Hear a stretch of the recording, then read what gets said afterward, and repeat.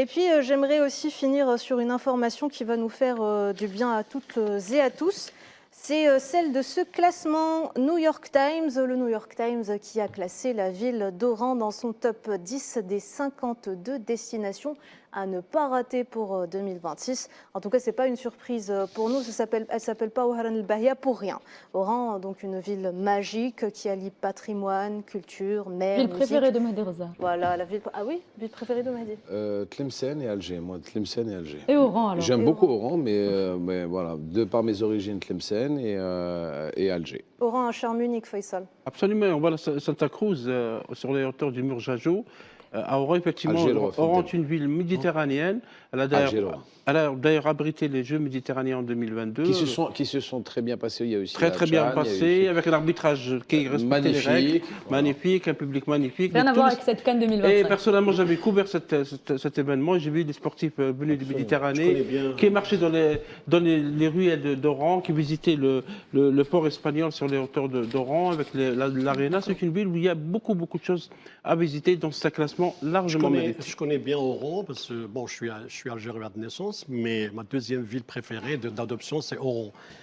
De par son potentiel sur le tourisme, de par ses infrastructures, elle s'est énormément modernisée. Dans le fait qu'il y a un quartier que j'adore beaucoup, c'est Aqed Lotfi. Et bon, pour les anciens, ça s'appelle Fernandville aussi. Et c'est le centre d'attraction de Doron. Et puis on voit les parcs qui ont été construits, notamment sur la Franche-Maritime. Le logement est moins cher qu'à Alger. Il est très attrayant.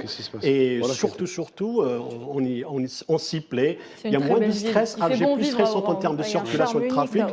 Pardon ? Un charme unique à Oran. Absolument, c'est une ville formidable. Et non pas simplement la ville, même les environs, quand on va à Canastel. La côte d'Oranaise. Oui, la côte d'Oranaise. On peut aller vers la région d'Arzeu, en passant par Gdiyel et tout. C'est une ville extraordinaire. Moi, je l'adore.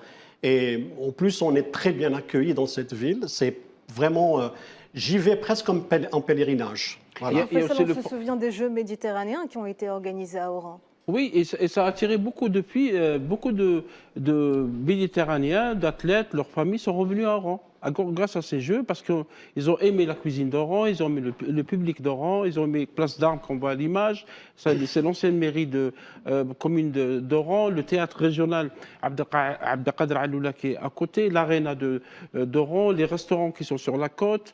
La région de Aïn Tark, le Mont Mourjazou. Donc il y a beaucoup de choses à visiter, on ne s'ennuie pas du tout à Oran. Et donc je pense qu'il y a énormément de restaurants de choses à dans visiter, la ville, de restaurants, de lieux, de culturels, etc. Surtout au centre-ville. Et les restaurants maintenant se varient. Toutes les cuisines, on les trouve à Oran.